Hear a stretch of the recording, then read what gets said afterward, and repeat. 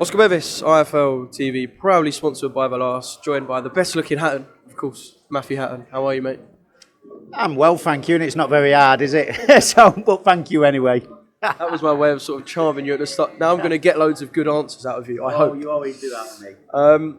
Yeah, Matthew, we're seeing Campbell, of course, return to the UK after that fight in Spain.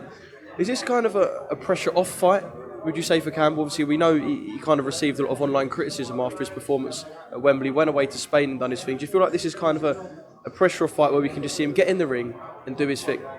Yeah, I think, with every fight comes pressure, but I do think Campbell has been put in some very difficult situations. I think there's been far too much pressure heaped on young shoulders. Campbell's not the most experienced, and it was always going to be work in progress with Campbell. It was always going to take time. But the fight in Spain last time, we fought over there. It was a very good performance. He slowed things down. He applied himself a lot better, and we started seeing a little bit more of what he can do. So, yeah, he's on early on Sunday. He's in there with an ambitious opponent who's got a winning record. He's won his last 2 fights.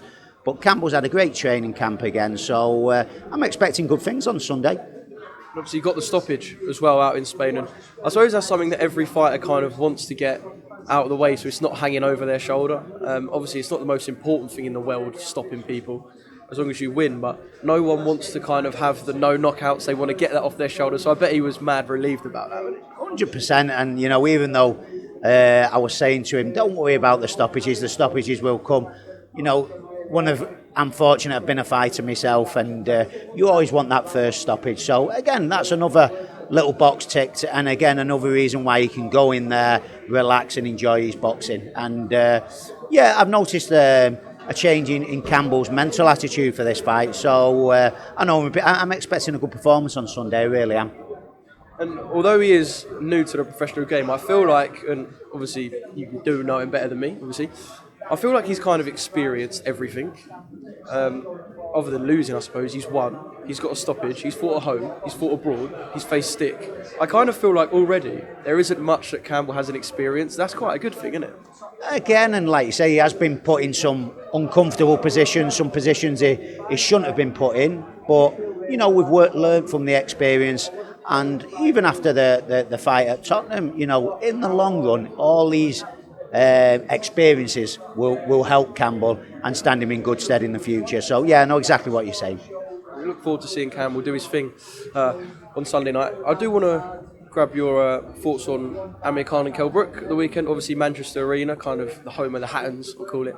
I know Ricky said it was the first time he's seen that place buzzing in years and years. Just kind of from your perspective, being in the arena, what was it like on Saturday?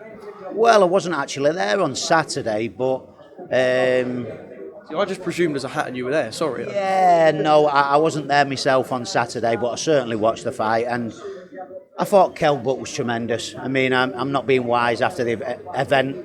I always thought that Kell Brook would have the beating of Amir Khan. I always believed that.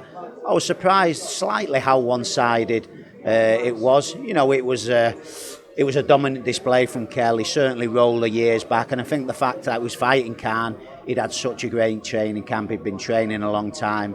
It was an excellent performance, but personally I'd like to see them both stop.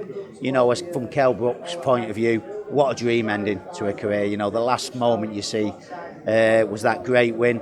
Not so much for Amir, of course, but there's still great fights out there for Kell Brook, but personally I would like to see him stop now, and it was a dominant, fantastic display. Obviously I think the general consensus is that people want to see Amir hang him up, but in terms of Kell being a fighter, obviously yourself, you know this. How hard is it to hang the gloves up when people are flashing money at you? Because let's be honest, Conor Benn's been mentioned, Eubank's been mentioned. These are fights that won't just be flashing crap money, they'll be flashing 7 figures, aren't they? Yeah, it's like I say, it's easy for me to sit here and say he should retire now.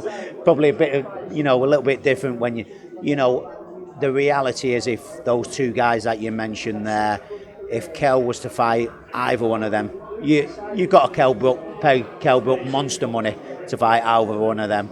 The fight, I mean, as a boxing fan, I'm a huge fan of Conor Benn as well. I really like him as a fighter and as a person. I'd much prefer to see, if Kell Brook was going to fight again, that's the one I'd like to see. I'd much rather see him fight Conor Benn than Chris Eubank Jr. because he's a natural welterweight. It makes sense, I suppose. Absolutely, and Kel's been such a great fighter. He's won a world title. He's boxed the very best people out there, and the only advantage is Chris has got in that fight is size, but it's a big size advantage. And Kel's been such a good fighter. I think the Conor Benn is a much better matchup from my own point of view. And just finally on Amir, obviously he achieved so much throughout his career, and I suppose because of what he done in the Olympics, bred, I don't know, a feeling around Britain that got boxing back to the big time again, kind of part of that reconstruction of boxing in the early 2000s. Just a word on Amir, if he is to hang the gloves up like we think, and how much he's done for this sport. Fantastic career, amazing career, and forget the Kell Brook fight. He's had a fantastic career. He's done a hell of a lot of the sport, a hell of a lot of achievements, and he's done absolutely fantastic. So if that is the last time we see Amir Khan, what a great career he's had. Going to get your thoughts on Tyson Fury and Dillian-Whyte, and more the fact that Dillian left it till the last minute to sign and has gone on a complete media silence, which is very unlike Dillian, because we know he likes to say a lot. Just your take on, I suppose, that tactic. Yeah, I mean, will it make any difference to the fight? Of course it won't. Just when you think you've seen everything in boxing, it never fails to surprise you. Something that I've never seen, and it's certainly going to be a great build-up in it. Well, I don't know, Tyson's gone on a media blackout, so maybe we're going to get nothing until fight night. Maybe. It ain't going to last, is it? No, I don't think so. It's. I think it will be a good build-up up to the fight, and it's going to be a good sell, an interesting fight. You've got to make Tyson Fury a heavy favourite going into that fight. Dillian's been waiting around a long time, and his shot is well overdue. I know when I spoke to Ricky, he said it was kind of a fight that Tyson can lose himself rather than Dillian win. And I know that sounds quite harsh. Obviously, we know how good Tyson is. Do you feel kind of the same? It's a fight that Tyson can lose rather than Dillian can win? Yeah, I think Dillian is to win the fight. He's going to have to box absolutely out of his skin. And Tyson Fury, very, very clever fighter in the ring. Like you say, it's a fight that's coming now. It's going to be great build-up. Personally, I only see one winner. I see it being a good, entertaining fight, but I just can't see past the Fury win. All right, just finally, I know there was something in the paper about Ricky having an exhibition. Yourself, a Matthew Hatton exhibition. No, mate. You and Ricky together? Oh, it's... no, my fighting days are over, whether Ricky decides to do an exhibition or anything like that.